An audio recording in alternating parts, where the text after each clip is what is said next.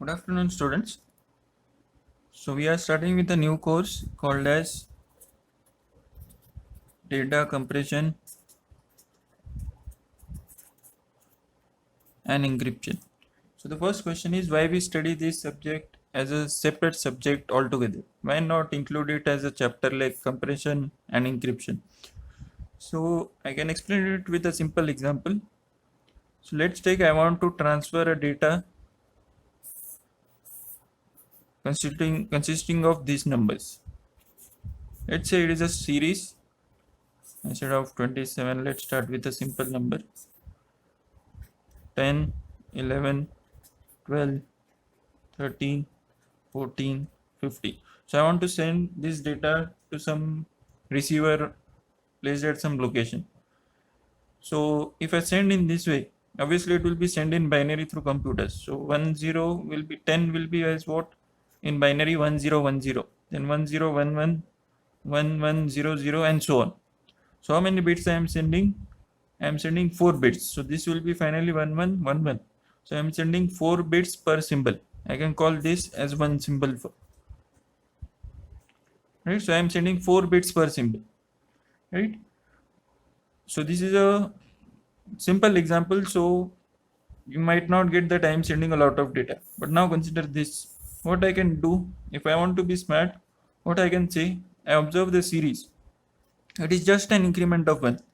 So I first transfer 10 and I then just transfer 1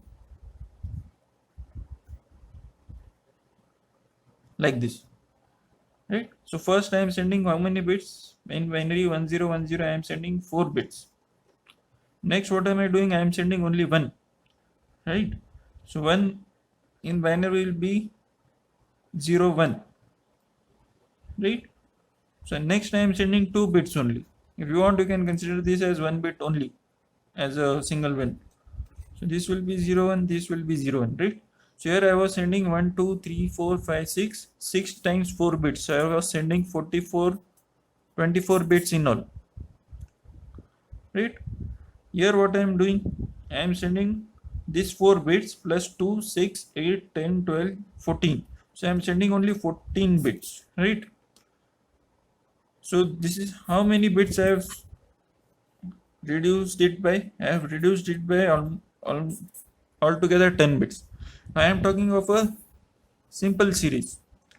But if you are taking an example of speaking over a phone, you speak for 1 hour. So you can imagine how much amount of data in terms of bits is transferred. So it might go into lakhs of bits. So in that way, this will also be in at least thousands of bits. So in this way, compression comes into picture. So compression is very important. One more example is now I am recording this on YouTube on my camera. So if it will be around a 20 to 30 minutes video, my camera generates around 1.3 GB of data. So obviously it is very hard to upload this on YouTube. It is very hard in the sense that it will take a huge amount of time to upload. So what I can do, I can compress it to around 600 MBs only. So more than 50% compression and without losing quality, right? So this saves a huge amount of time while uploading to YouTube. So compression is a very important technique used nowadays. And if you observe, initially we were having only 144 pixel data, then we were going to 240, 360, 480, then we go into mini HD 720, then we go to full HD 180, then 4K. Nowadays they are talking about 5K. So as we go, the amount of data which we are using goes on increasing, right? And if you observe, the number size of the video also goes on increasing. So compression is inevitable. You can't just send terabytes of data from one location to the other. Compression is the key there. So what is encryption? We'll see later when we start with encryption. So this is a basic introduction why we require compression. Okay. So how to achieve this compression? That is the next question, right? So to achieve compression, we have various techniques, and they are called as coding techniques. So first is Huffman coding. Second is dictionary coding, wherein we have LZ77, LZ78 and LZW. So we'll study all these three techniques, and finally we have arithmetic coding. So these three coding techniques are in your syllabus. Coding technique. So let's start with Huffman coding. So it is best illustrated with the help of an example. So the example is design a Huffman code for a source that puts out letters from an alphabet A equal to A1, A2, A3, A4, A5. These are the symbols which are to be transmitted. They are together called as alphabet in data compression parlance. That is why we get alphabet, or you can consider it as a source which is emitting these symbols.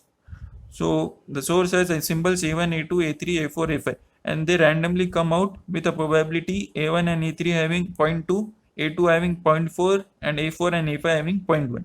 So how to solve this using Huffman coding technique? The first step is arrange all the probabilities in descending order. So what is the first probability? It is for A2. So you write here symbol, then you write probability. Then what we have to generate? We have to generate a code. So code will be having a code word, right? So this table you have to make first. This is the first step. And what is the first step? To arrange in descending order. So the highest probability is for A2. What is it? 0.4. So it will generate a code word of A2. We have to, what is the aim? Design means to find what is the code word for A2, A3, A4, A5 and A1. So next highest probability is what? 0.2. So both are having 0.2. So let's take A1 and A3. So this is 0.2. This is 0.2. So the corresponding code word will be C of A1 and C of A3. Next we have 0.1, A4 and A5. So 0.1, 0.1.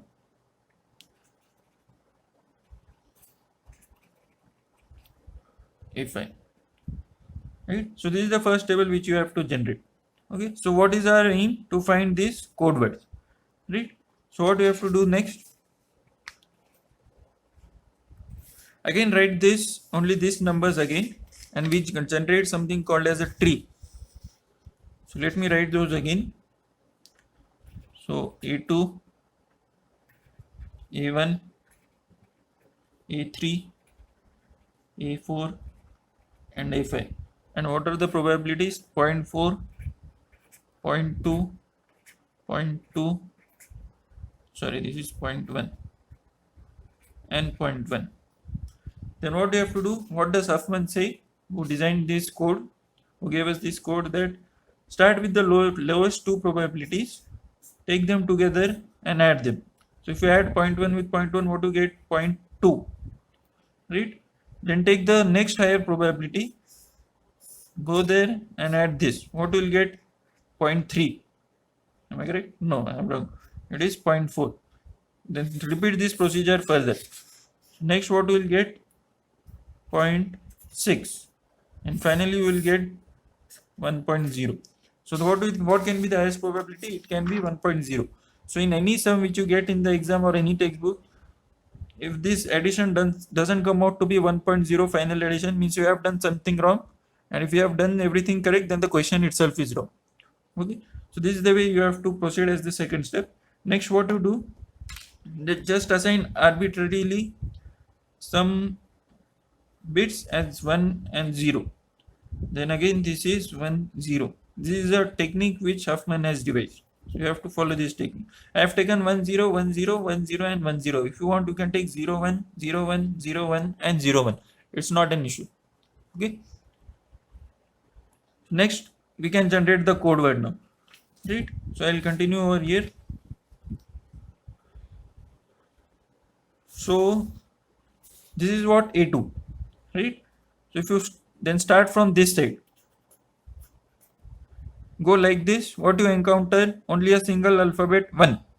So code word of A2 is what? 1. Code word for A2 is 1.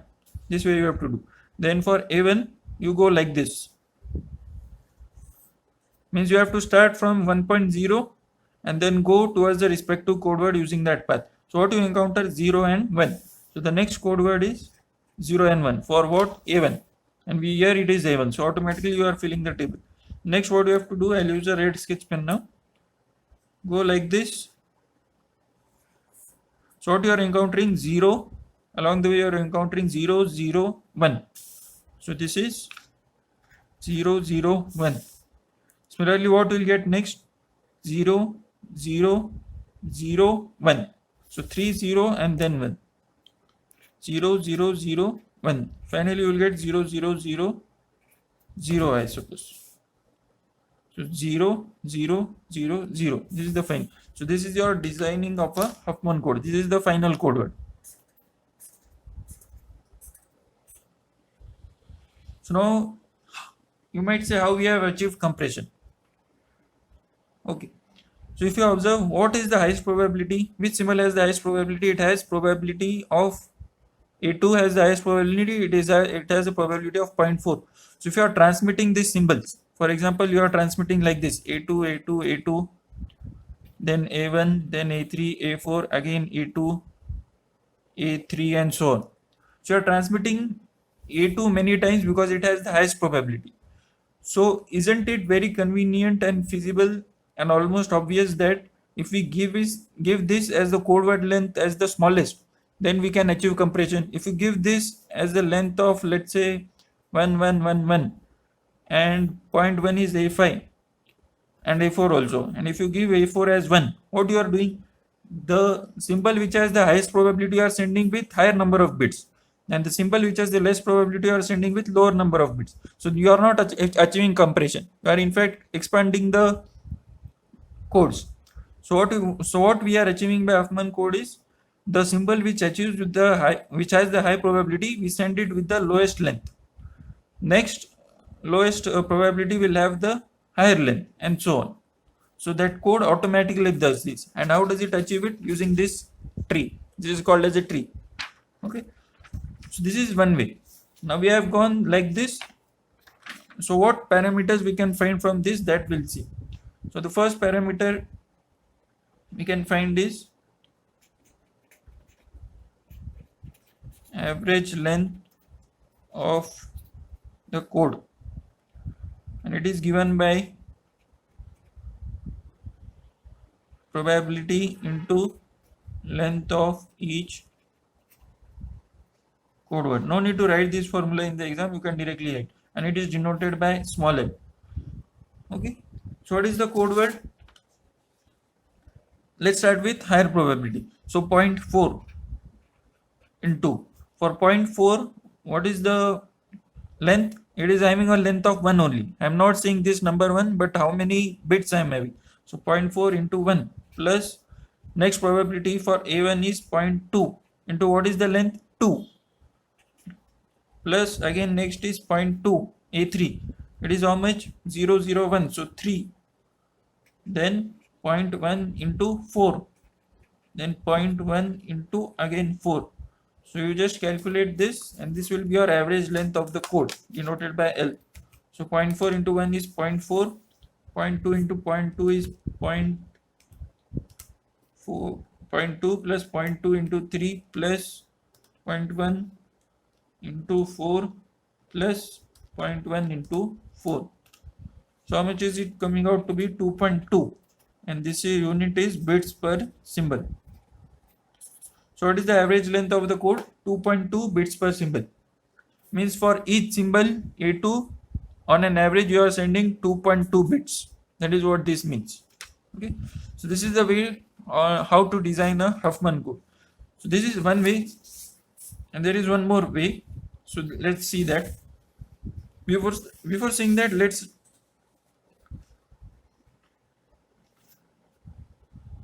define one more parameter called as variance. Okay. So how to calculate variance is, you take the probability into the length of code minus L, which is the average length. So what is the first probability you are having? And let's say summation, because it is for each symbol. So here also I can say summation.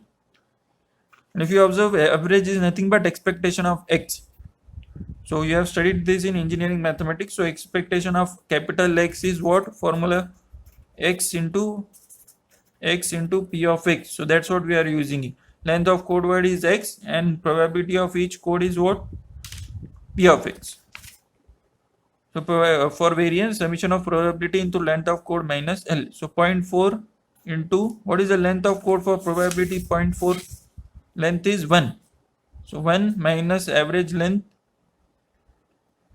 2.2, and this is square.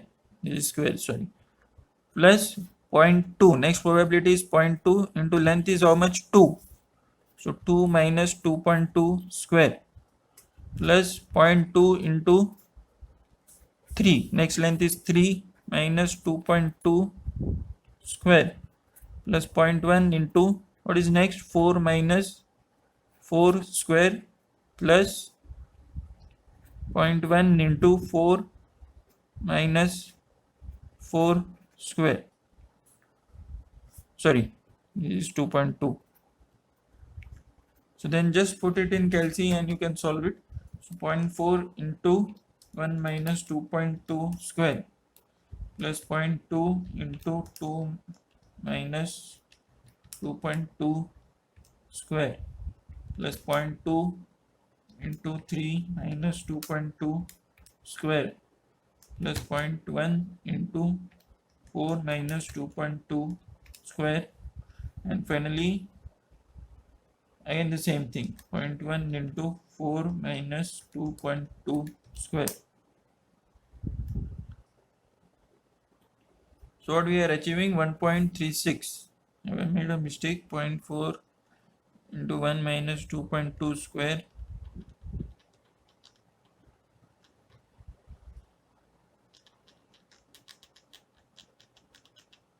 .2 into 2 minus 2.2 square is 0.2 into 3 minus 2.2 square plus 0.1 into 4 minus 2.2 square plus 0.1 into 4 minus 2.2 square. So what we are getting? 1.36. Okay, so this is how we design a Huffman code. So there is one more way we can design it. So let's see that. So let's take this question again. So again the first step is same, arrange in descending order. So A2, A1, A3, A4 and A5. So probabilities are 0.4, 0.2, 0.2, 0.1 and 0.1. So let's start with the lowest one. So what we get? 0.2. Now instead of taking the next one, let's take the highest probability directly. Why? We'll see in some time. So what we'll get? 0.2 plus 0.4 is 0.6. Then these two are, we have not worked out. So this will be what? 0.4. Right? Then finally you have to add this. This is 0.4. So we'll get what? 1.0. Right? So now let's do the coding. So we had used 10, so let's use the same thing here. 10, 10, 10, 10. Okay. So what will be the code word? I'll write it here only. A2, A1, A3, A4, A5. Okay.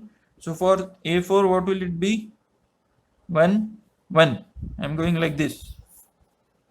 So 1, 1. Let's use a blue pen. So this is 1, 1. Then for A1, it is 0, 1. 0, 1. Then for A3, 0, 0. For A4, 0, 0, 1. 0, 0, 1. And then finally 0, 0, 0. Now if you observe the code words, previously using previous method we had it as a single bit 1. Now we have 2 bits. Then we had 2 bits, 2 bits, 3 bits, 2 bits, 4 bits, 3 bits, 4 bits, 3 bits. So even though here highest probability has the minimum length, here we are not having. So you might say, sir, this is bad. No, but if you observe, these two have 4 bits here. Here we have only 3 bits. So how we will come to know that which method is better? So that's why we have the two parameters, average length of the code and variance. So let's calculate the average length for this one. So average length L for the second thing. So what will it be? It is 22233 and probability is 0.4. So 0.4 into 2 plus 0.2 into 2 plus 0.2 into 2 probability into length of the code, right? So 5 probability 0.4 into 2, 0.2 into 2, again 0.2 into 2, then 0.1 into 3 2 times plus 0.1 into 3 plus 0.1 into 3. So therefore length is how much?